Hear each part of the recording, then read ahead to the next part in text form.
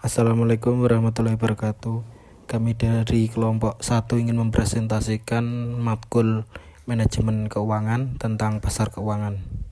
Kami beranggotakan 5 orang: Danila Putri Margareta, Deswita Wahyuni, M. Yuda Pratama, Mary Sahil Diana, Cindy Melani Puspita. Baik, untuk slide pertama, manajer keuangan akan terlibat secara ekstensif dengan pasar keuangan. Sebagai contoh, manajer keuangan berusaha memperoleh dana dari pasar keuangan, kemudian manajer keuangan akan berusaha menginformasikan hasil yang sudah dicapai kepada investor atau ke pasar keuangan agar harga saham meningkat. Selanjutnya, 1. Pasar keuangan. Pasar keuangan bisa didefinisikan sebagai bertemunya pihak yang mempunyai kelebihan dana atau surplus dana dengan pihak yang kekurangan dana atau defisit dana. Di pasar keuangan tersebut akan terjadi transaksi, yaitu pihak defisit dana memperoleh dana dari pihak surplus dana. Untuk memfasilitasi aliran dana tersebut, banyak pihak yang terlibat, khususnya lembaga perantara atau yang kemudian disebut sebagai lembaga perantara keuangan. Dalam pasar keuangan tersebut, aliran dana diperlancar dengan munculnya instrumen keuangan seperti sekuritas atau surat berharga. Instrumen keuangan pada dasarnya merupakan surat perjanjian yang melibatkan pihak surplus dengan defisit dana dalam kaitannya dengan aliran dana. Pasar keuangan tidak harus dibatasi pada gedung tertentu, dimanapun bisa terjadi transaksi keuangan dan pasar keuangan. Gambar di bawah ini merupakan struktur pasar keuangan, yang dimana gambar pertama menunjukkan struktur pasar keuangan tanpa perantara keuangan, sedangkan pada gambar kedua menunjukkan struktur pasar keuangan dengan menggunakan perantara keuangan. Selanjutnya, jenis-jenis pasar keuangan. Yang pertama, pasar modal versus pasar uang.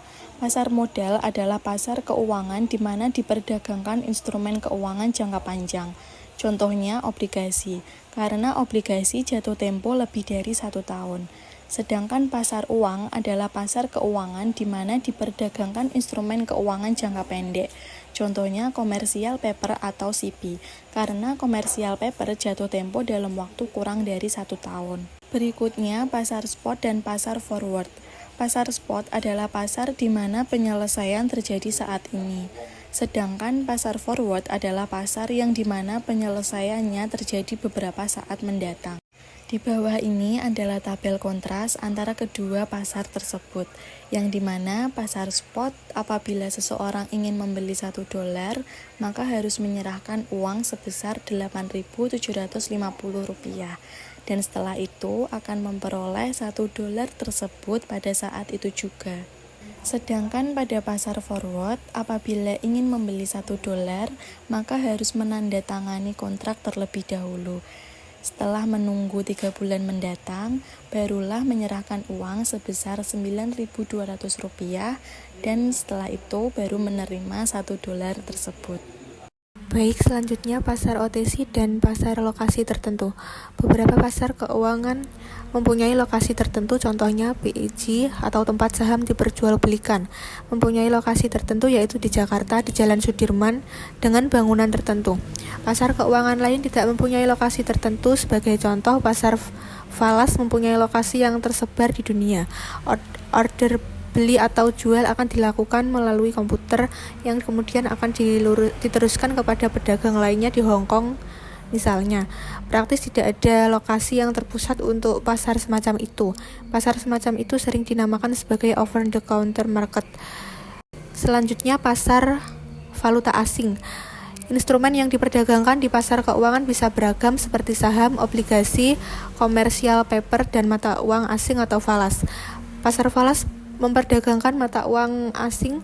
Di dunia ini banyak mata uang yang berbeda, kemudian seseorang dari negara tertentu ingin mempunyai daya beli di negara lain atau yang menggunakan mata uang yang berbeda dengan mata uang di negara ia tinggal.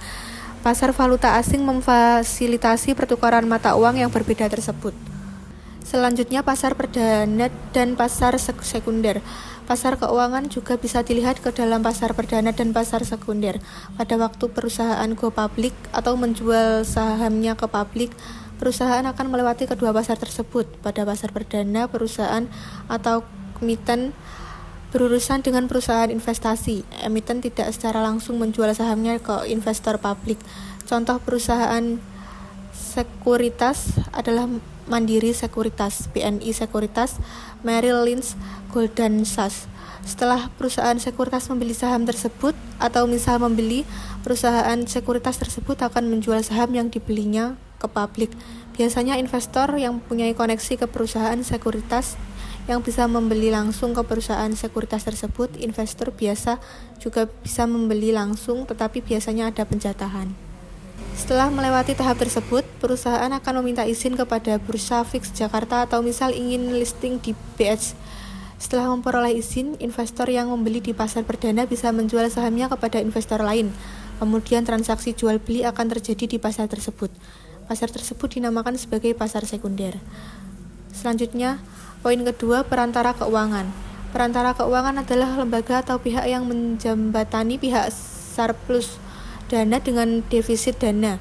Pihak perantara akan membantu mengefektifkan aliran dana di pasar keuangan. Secara umum ada dua tipe perantara keuangan, yaitu 1.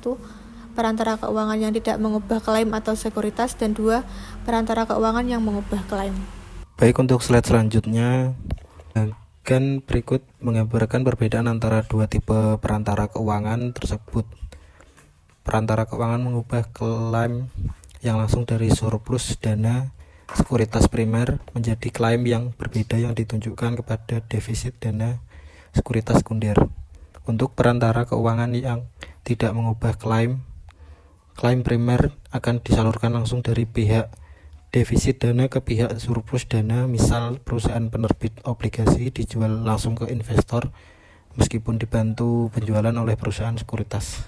Ini ada tabel tentang sekuritas sekunder. Perantara keuangan yang tidak mengubah klaim, yaitu perantara keuangan yang menjembatani pihak defisit dengan surplus dana tanpa mengubah klaim. Contoh, broker yang tugasnya hanya menjembatani pengeluaran obligasi. Broker hanya menghubungkan antara perusahaan dan investor. Dealer perusahaan sekuritas, mereka juga tidak mengubah klaim yang mereka bantu menjualkan. Perusahaan sekuritas yang bertindak sebagai penjamin emisi sebagai contoh, membantu perusahaan yang dijual kepada investor. Perusahaan tersebut tidak mengubah saham yang dijualnya. Selanjutnya, perantara keuangan yang mengubah klaim.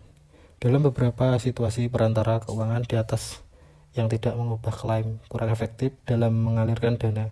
Biaya transaksi tidak bisa diturunkan menjadi lebih rendah karena mereka tidak mengubah klaim. Sebagai contoh, dominasi obligasi seringkali dalam satuan yang besar, misal 100 juta. Investor kecil praktis tidak bisa atau kesulitan untuk melakukan investasi pada obligasi tersebut. Perantara keuangan jenis kedua yang mengubah klaim, membantu memecahkan masalah tersebut dengan jalan mengubah klaim sekuritas primer menjadi sekuritas sekunder. Sebagai contoh, bank menerbitkan deposito atau tabungan yang ditawarkan kepada penabung atau investor. Manfaat perantara keuangan: 1. Denominasi. 2. Jangka waktu atau likuiditas. 3. Monitor atau pengawasan. Yang keempat, biaya transaksi. Manfaat perantara keuangan: denominasi, yaitu instrumen keuangan bisa diciptakan dengan denominasi yang berbeda-beda, mulai dari yang paling kecil sampai dengan yang paling besar. 2. Jangka waktu atau likuiditas, yaitu investor kecil menginginkan tabungan yang bisa ditarik sewaktu-waktu. Dengan kata lain, investor tersebut menginginkan produk keuangan atau instrumen keuangan yang mempunyai jangka waktu yang pendek. Yang ketiga, monitor atau pengawasan, yaitu investor individual yang mempunyai dana kecil, misal 1 juta, tidak akan mempunyai kemampuan dan kemauan insentif untuk monitor perusahaan yang meminjam dananya. Yang keempat, biaya transaksi. Di samping insentif yang lebih besar, lembaga keuangan bisa memperkecil biaya transaksi per unit. Dengan kata lain, terjadi economies of scale untuk pemrosesan biaya transaksi dan biaya lainnya. Tipe lembaga perantara keuangan. Yang pertama ada bank. Bank sering disebut sebagai bank komersial atau komersial bank, yaitu perantara keuangan yang ditandai dengan aktivitas menerbitkan deposito dan tabungan sebagai sumber dana utama mereka, kemudian memberikan pinjaman.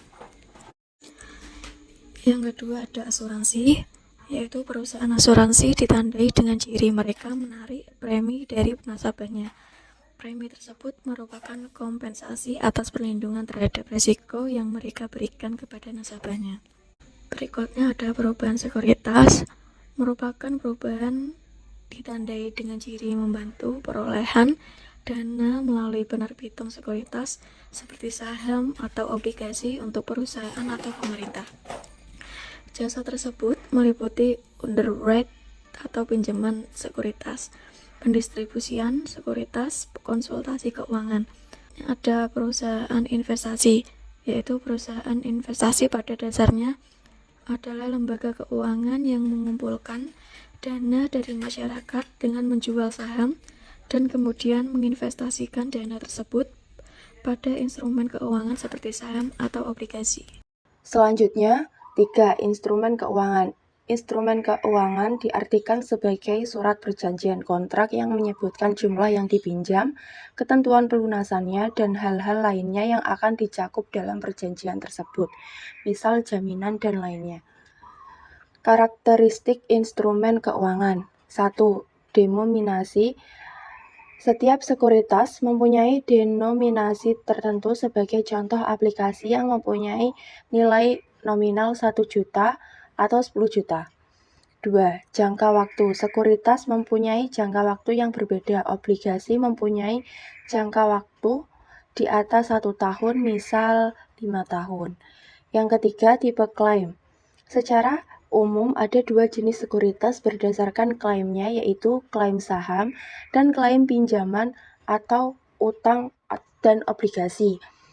Yang keempat, likuiditas. Instrumen keuangan berbeda-beda dalam hal kemudahan memperjualbelikan. Ada jenis-jenis instrumen keuangan. Di antaranya ada instrumen pasar uang, yaitu instrumen yang mempunyai jatuh tempo yang kurang dari 1 tahun. Beberapa contoh dari instrumen tersebut antara lain sertifikat Bank Indonesia, SBI, commercial paper, akseptansi bank, certificate of deposit, dan repurchase agreement. Kedua, ada instrumen pasar modal, yaitu yang mempunyai jangka waktu lebih dari 1 tahun. Beberapa contoh instrumen keuangan tersebut adalah obligasi, saham preferen, dan saham biasa.